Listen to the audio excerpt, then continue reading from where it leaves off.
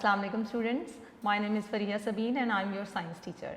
आज हम अपना सेकंड चैप्टर स्टार्ट कर रहे हैं और सेकंड चैप्टर किस बारे में है? सेंसिटिविटी। सेंसिटिविटी लफ्ज़ कहाँ इस्तेमाल होता है? कभी आपने सेंसिटिविटी लफ्ज़ का इस्तेमाल सुना है? सेंसिटिविटी हम एक सेंस के तौर पर यूज़ करते हैं। अगर हम इसमें से एक इसका रूट वर्ड निकालें कि सेंसिटिविटी का रूट वर्ड क्या है, तो सेंसिटिविटी सेंस से निकला है कि क्या कोई भी चीज़ जो आप महसूस करो, फील करो, वो सेंसिटिविटी है। ठीक है, तो अब इस चैप्टर के अंदर हम क्या टॉपिक्स पढ़ेंगे? इसके अंदर हम ये पढ़ेंगे कि क्या सेंसिटिविटी बेसिकली होती क्या है। ठीक है, और सेंसिटिविटी पौधों में किस तरह, प्लांट्स में किस तरह असरअंदाज होती है। ठीक है, प्लांट किस तरह सेंस करते हैं, क्योंकि प्लांट्स जो हैं क्या वो एक जगह से दूसरी जगह, कुछ प्लांट्स जो हैं वो मूव कर भी सकते हैं, लेकिन ज़्यादातर प्लांट्स जो हैं अपनी ही जगह पर ग्रो करके अपनी मूवमेंट को शो करते हैं। ठीक है, तो इसी तरह हम एनिमल्स के अंदर भी सेंसिटिविटी को पढ़ेंगे, सेंसिटिविटी के बारे में पढ़ेंगे और अपने डिफरेंट सेंस ऑर्गन्स के बारे में पढ़ेंगे। ठीक है, सेंस ऑर्गन्स के बारे में तो आपने बहुत बार पढ़ा होगा, तो इस चैप्टर के अंदर हम सेंस ऑर्गन्स को डिटेल में स्टडी करेंगे और उसके अलावा हम प्लांट्स के अंदर भी सेंसिटिविटी को डिस्कस करेंगे। तो स्टूडेंट्स, हम स्टार्ट करते हैं अपने सेंसिटिविटी की डेफिनेशन से कि सेंसिटिविटी सबसे पहले तो जैसे मैं आपको साइंस पढ़ाती हूँ तो मैं आपको यही कहती हूँ कि आपको हर लफ्ज़ के मीनिंग पता होने चाहिए, उसका रूट मीनिंग पता होना चाहिए, उसकी डेफिनेशन पता होनी चाहिए। जब आप चीज़ को अच्छे से समझ लोगे तो आप उसको अच्छे से याद भी कर सकोगे।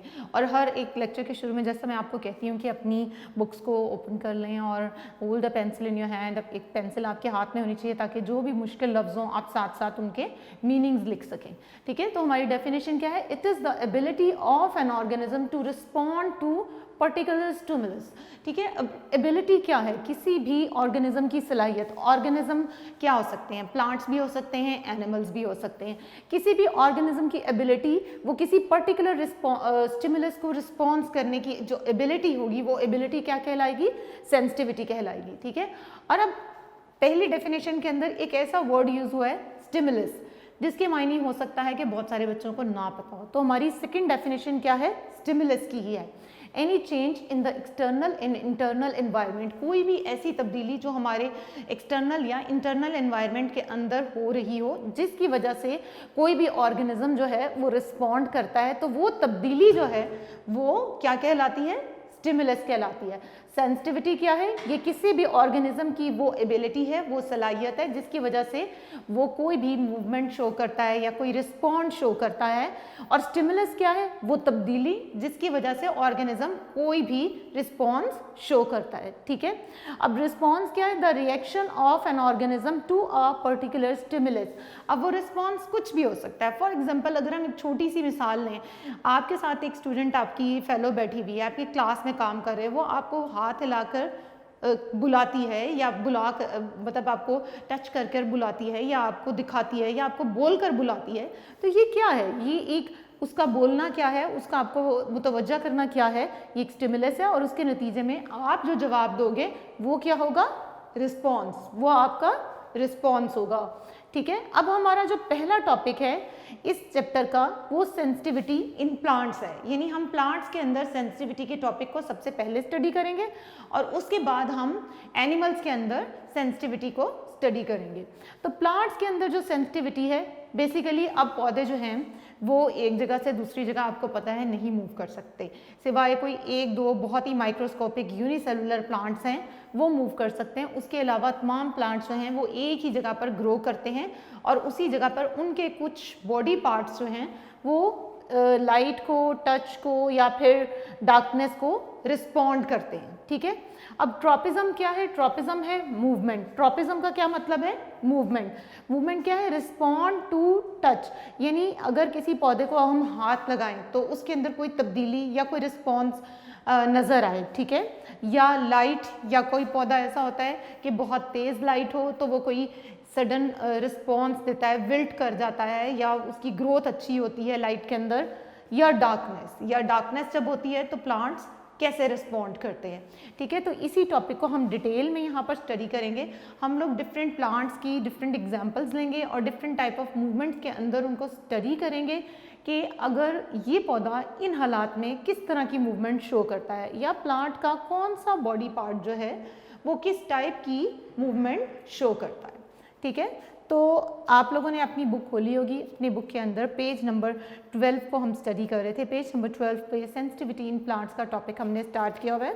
आई am turning to page number 13, जिसमें हम मूवमेंट इन प्लांट्स को स्टडी करेंगे। तो सबसे पहले अगर हम प्लांट्स के अंदर मूवमेंट्स को देखें तो प्लांट्स के अंदर 3 तरह की मूवमेंट्स जो हैं उनको हम डिस्कस करेंगे। ठीक है, ओके स्टूडेंट्स, मैं अभी आपसे ये बात कर रही थी कि सेंसिटिविटी इन प्लांट्स को अगर हम स्टडी करें तो पौधों के अंदर क्या पौधा एक जगह से दूसरी जगह हरकत कर सकता है, ये आपको पता है। सिर्फ कुछ चंद यूनिसेलुलर प्लांट्स हैं जो कि एक जगह से दूसरी जगह मूव कर सकते हैं। मैं उसकी भी एग्जांपल आपको बताऊंगी, उसको भी हम डिस्कस करेंगे। लेकिन उसके अलावा आपको पता है कि पौधे एक ही जगह पर रहकर अपनी ग्रोथ शो करते हैं और उनके डिफरेंट बॉडी पार्ट्स जो हैं पौधों के, वो किसी स्पेसिफिक स्टिमुलस को रिस्पॉन्ड करते हैं। ठीक है, यहाँ पर एक मैंने ट्रॉपिज्म का वर्ड यूज़ किया था। ट्रॉपिज्म का क्या मतलब है? ट्रॉपिज्म का मतलब है मूवमेंट। ठीक है, तो मूवमेंट जो है वो किस चीज़ को रिस्पॉन्ड कर रही है? टच को रिस्पॉन्ड कर रही है, लाइट को रिस्पॉन्ड कर रही है, या डार्कनेस को रिस्पॉन्ड कर रही है? उसकी बेस पे हमने 3 टाइप की यहाँ पर मूवमेंट जो हैं वो अब हम आके डिस्कस करूँगी मैं आपसे। सबसे पहली टाइप क्या है? Nastic movement. दूसरी टाइप क्या है? Tactic movement. और तीसरी टाइप क्या है?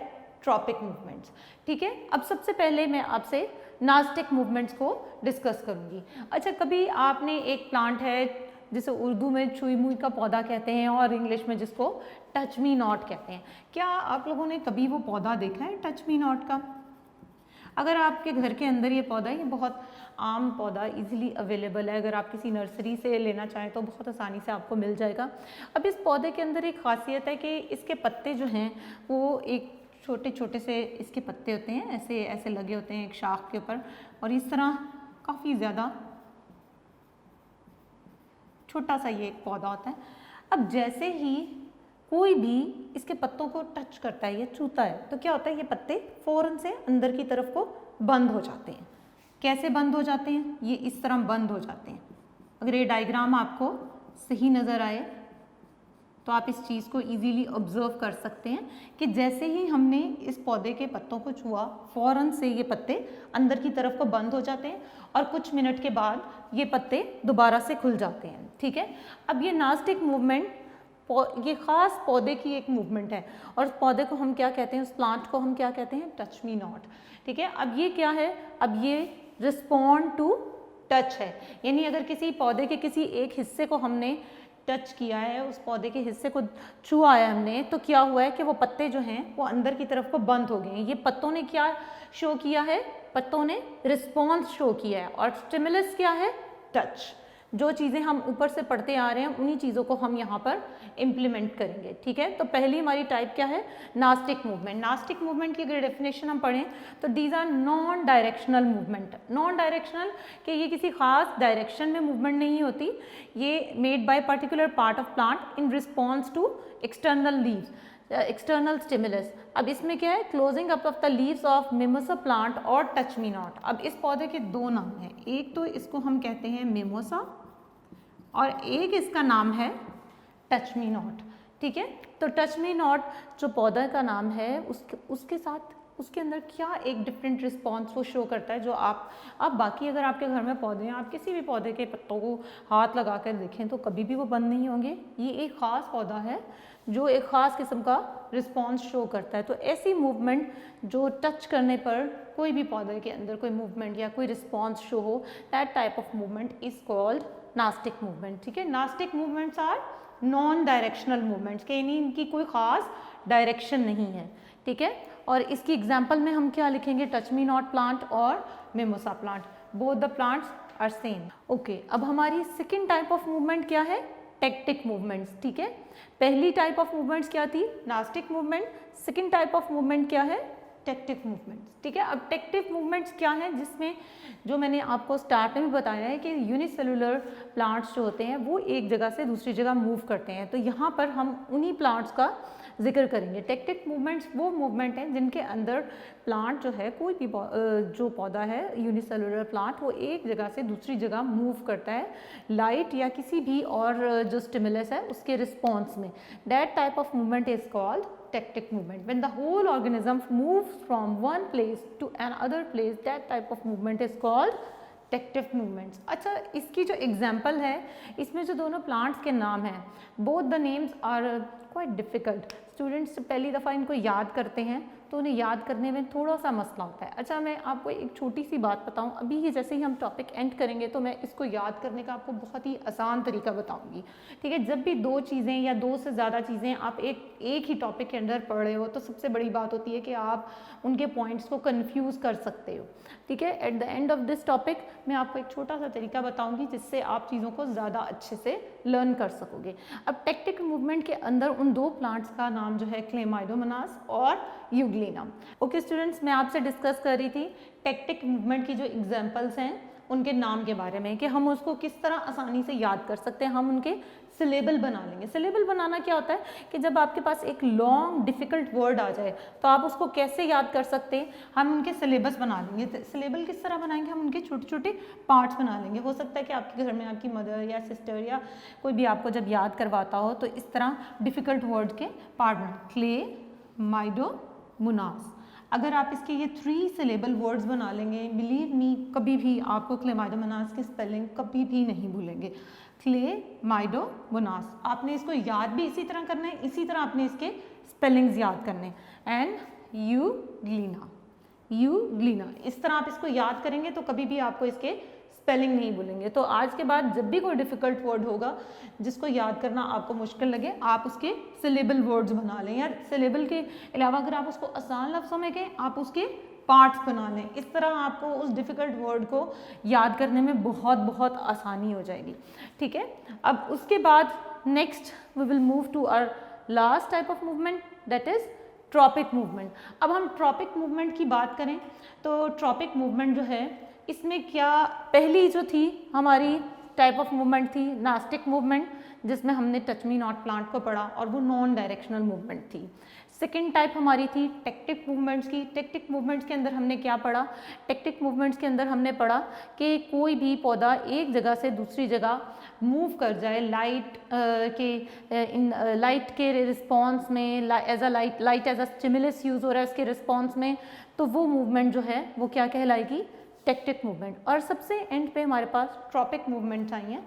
ट्रॉपिक मूवमेंट क्या है, ट्रॉपिक मूवमेंट में ये होता है कि पौधा का कोई भी हिस्सा, ठीक है, पूरा का पूरा प्लांट तो रिस्पॉन्ड नहीं शो कर रहा ना, प्लांट का कोई ना कोई पार्ट है जो रिस्पॉन्स शो कर रहा है, ठीक है। अब इसमें प्लांट के जो हमारा लास्ट लेक्चर था उसके अंदर मैंने आपको बताया था कि पौधे के 2 मेन पार्ट्स हैं, ठीक है, एक रूट सिस्टम है और एक शूट सिस्टम है। यहाँ पर भी वही रूट और वही शूट सिस्टम जो है वो रिस्पॉन्स शो करेंगे, ठीक है। अगर प्लांट का जो रूट्स जो हैं वो किस साइड को ग्रो कर रही हैं, वो किस तरफ को ग्रो कर रही हैं, वो किस रिस्पॉन्स या किस स्टिमुलस के रिस्पॉन्स में मूवमेंट शो कर रही हैं, वो एक टाइप की मूवमेंट होगी।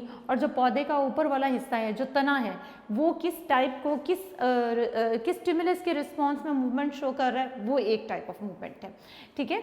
When a plant show some growth movement in response to external stimulus is known as tropic movement. This response may be positive यानी टुवर्ड्स द स्टिमुलस और negative away from the stimulus, ठीक है। The response shown by shoot tip toward light is called phototropism. अब tropism की यहाँ पर हम 2 examples करेंगे, ठीक है। ट्रॉपिज्म की हमारे पास 2 एग्जाम्पल्स होंगी, ठीक है। उन 2 एग्जाम्पल्स में हमारे पास फोटोट्रॉपिज्म है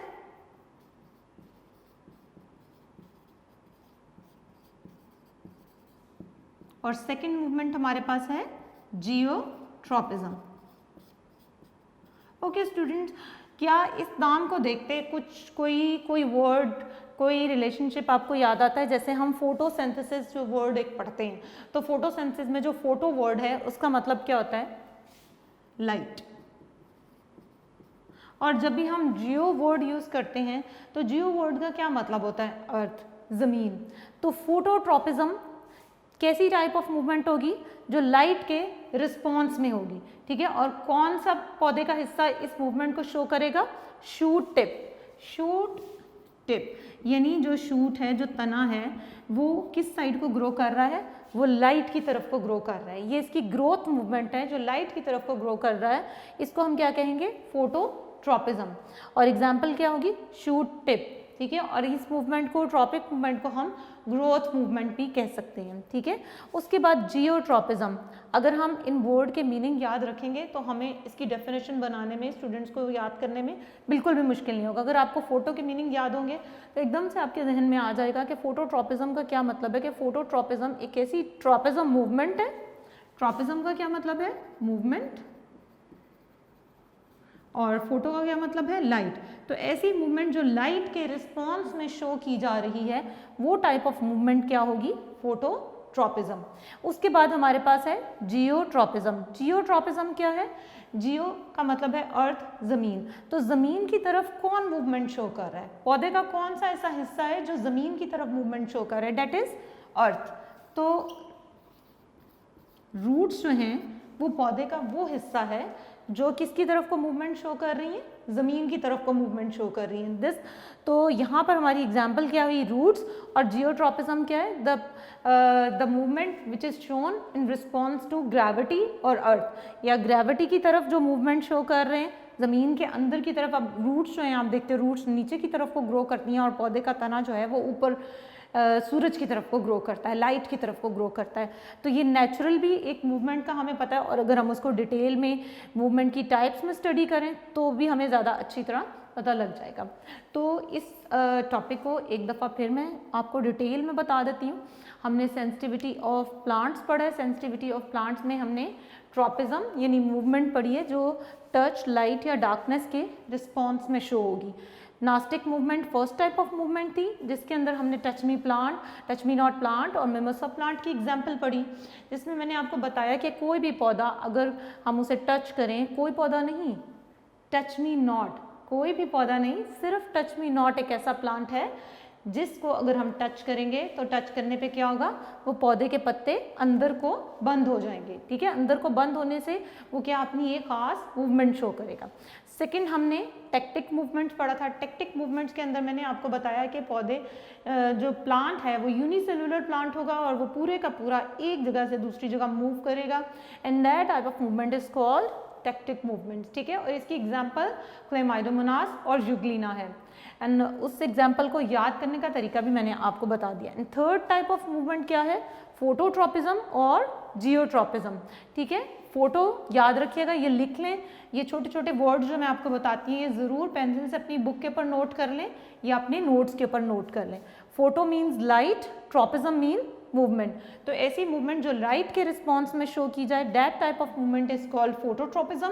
और प्लांट का कौन सा पार्ट ये मूवमेंट शो कर रहा है, शूट टिप। उसके बाद जियोट्रॉपिज्म, जियोट्रॉपिज्म जो है वो प्लांट का कौन सा पार्ट शो कर रहा है, रूट्स, ठीक है। और किसकी तरफ को, ग्रेविटी की तरफ को, ज़मीन की तरफ को ग्रोथ हो रही है, तो डेट इज कॉल्ड जियोट्रॉपिज्म। तो इस तरह ये हमारी प्लांट्स की 3 टाइप ऑफ मूवमेंट्स का टॉपिक यहाँ पर ख़त्म होता है, ठीक है।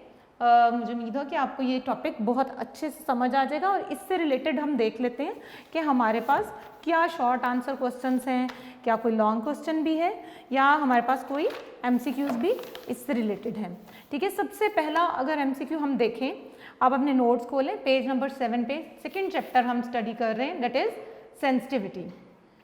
The reaction of an organism to a particular stimulus is called sensitivity, ability, response या tropism, that is response. The response made by plants are generally shown by different movements.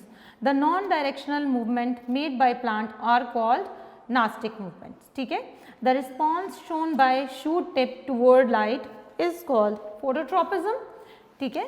ये अभी तक हमारा जो आज का टॉपिक है इसके अंदर हमने ये डिफरेंट टाइप ऑफ मूवमेंट्स पढ़ी हैं और उनसे रिलेटेड ये MCQs हैं। उसके बाद अगर हम शॉर्ट आंसर क्वेश्चंस को देखें तो सबसे पहला शॉर्ट आंसर क्वेश्चन सेंसिटिविटी की डेफिनेशन ही है जो हमने सबसे पहले स्टडी की है, और उसके बाद second short answer question tropism से रिलेटेड है। उसके बाद थर्ड जो है वो भी ट्रॉपिज्म की ही आगे टाइप्स हैं, फोटोट्रॉपिज्म और जियोट्रॉपिज्म। उसके बाद थर्ड हमारा जो एक है वो लॉन्ग क्वेश्चंस का टॉपिक है। लॉन्ग क्वेश्चंस में सबसे पहला लॉन्ग क्वेश्चन ही मूवमेंट्स के ऊपर है, that is nastic movements, tactic movements and tropic movement. आपको रोज़ जब मैं एक टॉपिक पढ़ाती हूँ उस टॉपिक से रिलेटेड मैं आपको MCQ शॉर्ट और लॉन्ग क्वेश्चन बताने का मकसद क्या होता है कि आज का हमारा टॉपिक ये है, आप इससे रिलेटेड चीज़ों को साथ साथ याद कर लें। अगर आप इन्हें साथ साथ याद करेंगे तो उसका आपको क्या फ़ायदा होगा कि आपको एक जगह पर जाकर बर्डन नहीं फील होगा। यानी जब चैप्टर एंड होगा तो आपको ये ख्याल नहीं होगा कि मुझे पूरा चैप्टर याद करना है। अगर आप रोज़ का रोज़ काम याद करके लिखेंगे तो आपके लिए आसानी होगी और वो चीज़ आपको अच्छे से याद हो जाएगी। लेक्चर के स्टार्ट में मैंने आपको कहा था कि आज मैं आपको इस टॉपिक को, जिसमें डिफरेंट टाइप ऑफ कोई पॉइंट्स एक ही जगह पे डिस्कस किए जा रहे हों, उसको याद करने का एक आसान सा तरीका बताऊंगी। जैसे कि आज का हमारा ये टॉपिक है मूवमेंट्स ऑफ प्लांट। इसमें 3 टाइप ऑफ मूवमेंट है। सबसे पहले आपने क्या करना है, इन तीनों मूवमेंट्स के नाम याद करने हैं, नास्टिक मूवमेंट, टेक्टिक मूवमेंट्स और ट्रॉपिक मूवमेंट। जब आपने ये नाम याद कर लिए तो इनके आपने मेन पॉइंट्स याद करने हैं। किसी भी क्वेश्चन को याद करने का आसान तरीका होता है कि उसके मेन पॉइंट्स याद कर लिए जाएं। जब आप मेन पॉइंट्स याद कर लोगे तो आपके लिए उसका सेंटेंस बनाना या उसको एक सेंटेंस की एक डेफिनेशन की फॉर्म में लेआउट लेकर आना मुश्किल काम नहीं होता।